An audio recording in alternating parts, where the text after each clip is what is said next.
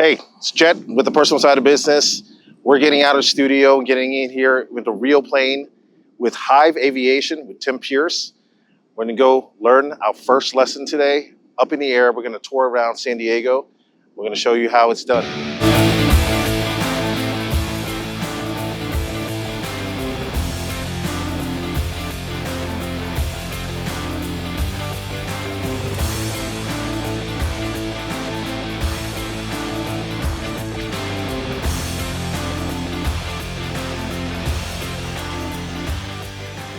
This is Jet with the personal side of business. We are doing personal side of business interactive. We are meeting the entrepreneur at his place of business. This is Tim Pierce with Hive Aviation. He's going to take us up into the plane and become a pilot for the day. Well, I'm going to become a pilot. He's going to show us what to do, and then we're going to go out there and try, hopefully, not to crash the plane. Come along, let's go. What's going on, Tim? How are you? Thanks for coming by. All right, yeah. You ready to go fly? Yeah, let's do it.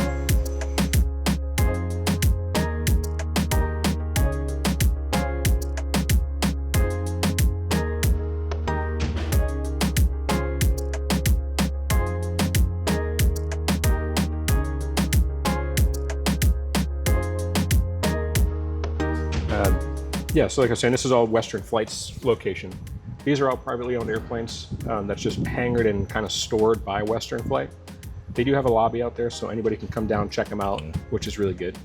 Up until recently, just with the whole badging thing, they don't let you out in the patio anymore, which a bunch of people, aviation enthusiasts, will come out and just plane spot all day long, which is great. Some other facilities that you got here too. Pinnacle is a 141 and parts. A lot of us still have our own syllabus and use our own syllabus, so there's still a structure, but the timelines aren't as rigid as a 141 school. There's pros and cons to both, and it just depends on the person. Yeah. You know, so either one's a really good option. So the plane we're going to fly today is leased through or rented through Pacific Coast Flyers, which is a North County based club. Monthly dues, and you'll have access to 20-something airplanes across pretty much North County, Riverside County, and even Orange County as well. That's great. All right, so let's go ahead and head inside. We'll go over what we're going to be doing today, just like we would as if you were a student pilot, and then we'll get up in the air after that. We'll hit the pre-flight and we'll go. Let's do it. So when we get up there, it's all going to be sight pictures. And what I mean by that is just looking outside the window, just like you drive your car. On your way here, you're probably referencing your speed, referencing, the speedometer, anything like that, looking outside. Flying this plane is the same thing, especially at a private pilot level, which is the first step. So kind of like your car, we're going to have a couple different power settings, right? When you're going up a hill, you need some more gas. You're going down, you need to take your foot off the gas. Same concept.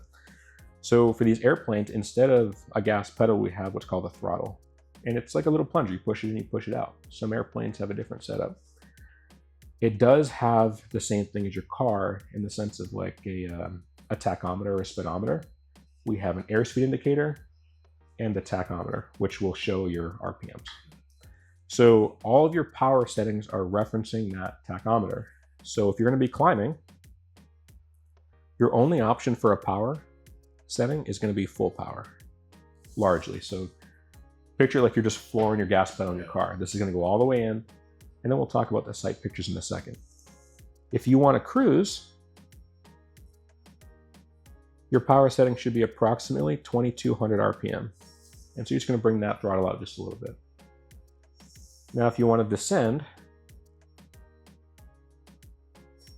you're going to want to set that right around 1500 RPM. And we're going to be able to see anytime you change the throttle, there's an instant change in that tach. And these are just rough ballpark numbers. Every airplane's different, but for the one for today, those will get you in the ballpark. Now, when we're climbing and when we're cruising and we're descending, we're looking for different things. When we're climbing, we want to look for a specific speed. We're going to reference our airspeed indicator and we're pitching for a certain speed. It gives us the best rate of climb over a distance that's called Vy. When you're descending, we want to go down at a certain foot per minute descent. We don't care about a speed per se, but we care about a descent rate. And that's about 500 feet per minute. And then when we're level and we're cruising, we bring our power back, we set it to about 2200 and you're just kind of cruising, that'll probably hold about 85, 90 knots. So again, just kind of ballpark numbers so you have an idea of what to expect from the airplane when you do these things. Inside the car, it's all going to be referenced off of the horizon. So this is kind of generally what it's going to look like. I have a wing strut here, a wing strut there, and here's the controls. Now, when you're straight and level, you're going to want the horizon line where the sky meets the land to put that reference right about kind of where that windowsill meets the bottom of the dashboard here. Then when you're cruising and you set your power at 2200 RPM, you want the horizon line maybe like an inch or two below the dashboard. And then if you're going to descend, you set your power to 1500. To get this number, instead of chasing it and be like, I don't really know what to do, just put your fist on the dash and put that horizon line right across the top of your fist, and more than likely that's going to give you generally. So as you're coming down, you're saying the horizon is going to be right on that line if you're descending the fist length. Yep. So if you take your hand, you kind of put your fist right up on top, that horizon line should be right about the top. So now we're kind of pairing what's called sight pictures, outside references, to known power settings, so that way you can get an idea of what the airplane should be doing.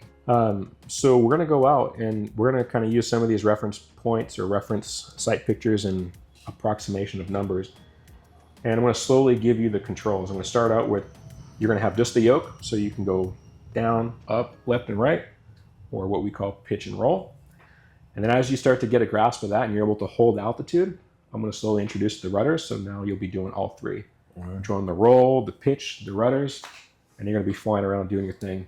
And then I'm probably going to start getting quiet because you're going to start doing it by yourself. So with this being a first time in a small plane, is there any concerns that you might have, any thoughts? How are you guys feeling? Yeah, I think for me, being into small, confined spaces is a little rough, but I'm hoping that the windows will feel different. Yeah, absolutely. And you know, some people they come out here and they're worried about heights and whatever else it may be. I'm the same way. Like, I did this glass bridge at when we went up to Las Vegas. It's like you walk off the rim of the Grand Canyon. Yeah. Freaked me out. But 5,000 or 6,000 feet, you look down like, oh, this is kind of cool. Yeah. It's a different kind of feeling. So with that small space, it is a little tight, right? But it's not as tight as your airliner that you might sit in when you're kind of sitting like this. Yeah. You'll be able to move your seat forward, back. We'll have plenty of airflow in there. Yeah. And the nice thing about doing this is it keeps your eyes outside, and it will be distracting for you. So you're not like, uh-oh, I'm in a small plane. Yeah. Uh-oh, this is really cramped. Or, you know, it forces the eyes outside. It takes your mind off of those. Yeah, I figured all of this, trying to have all this registered in my brain, it's probably going to take a lot of the attention away. So absolutely. And that's why usually for a first flight, I like to do the bay tour, is it's very scenic. It keeps your eyes outside, something to look at, and you almost forget that, oh, I'm in a small plane. So, all right.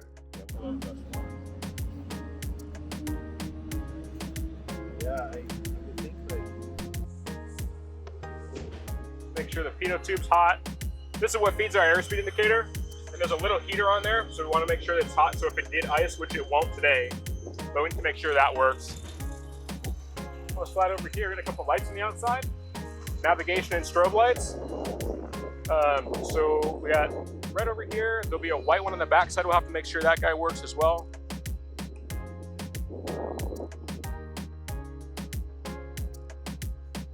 And then on this side over here, we'll have a green one and a strobe light. Should. Okay, these guys are working there. That's pretty good. And then lastly, we'll have a landing and taxi light in there as well. We'll go and shut this down real quick and we'll check the plane.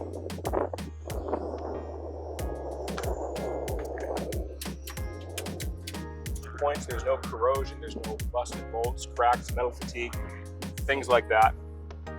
And the same thing, we'll check the top side, and we're looking for the underside of these screws and bolts and making sure everything's good on those sides as well. And I referenced that when you use the rudders, it kind of yaws the airplane. Think like a lighthouse, how it goes left or right. Yeah. Same thing. What you're doing is you're pulling on these cables, and it's going to move this rudder left or rudder right. The same way it works with this, if it goes to the right, the air is going to push it to the left and bring the nose the opposite way.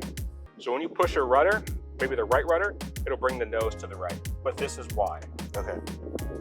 So you got rudder cables over there, safety wires are connected, cotter pins are there as well. Same thing for the other side. There's some good tension on those, so those are just fine.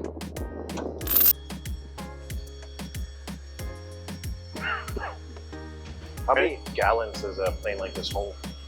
This one here, you can take about 40 gallons. All right, that one's good.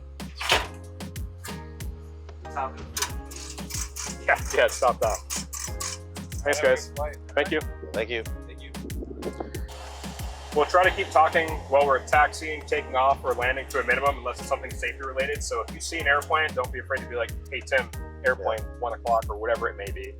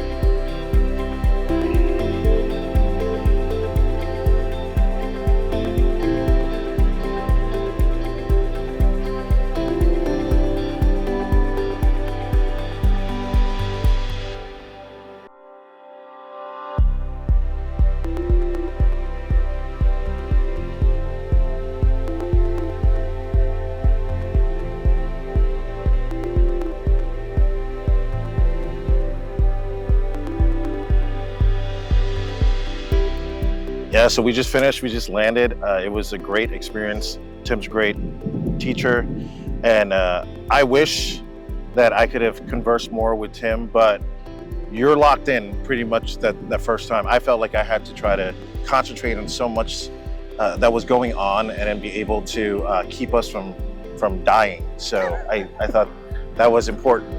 But yeah, I highly recommend this for anyone. I think Tim made it so that it's anyone, like he said. You don't have to be a doctor, you don't have to be a lawyer in order to do this. You can be the everyday person that just wants to learn how to fly. And Tim, where can they find you? Yeah, absolutely. We've got a website. Just go to www.fly-hive.com. And then if you have any questions, just scroll over to the contact me, let me know, reach out. All my information's there. So if you have any questions or want to go up for a discovery flight, reach out and we'll get you up there just like we got Jet up today. Thank you very Thanks much. again. Thank you. Of course.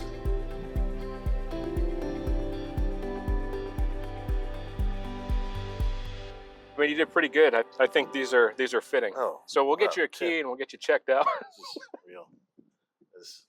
You've seen Catch Me If You Can. This You're is what's essentially a happening. pilot now. Yeah, I'm a pilot now.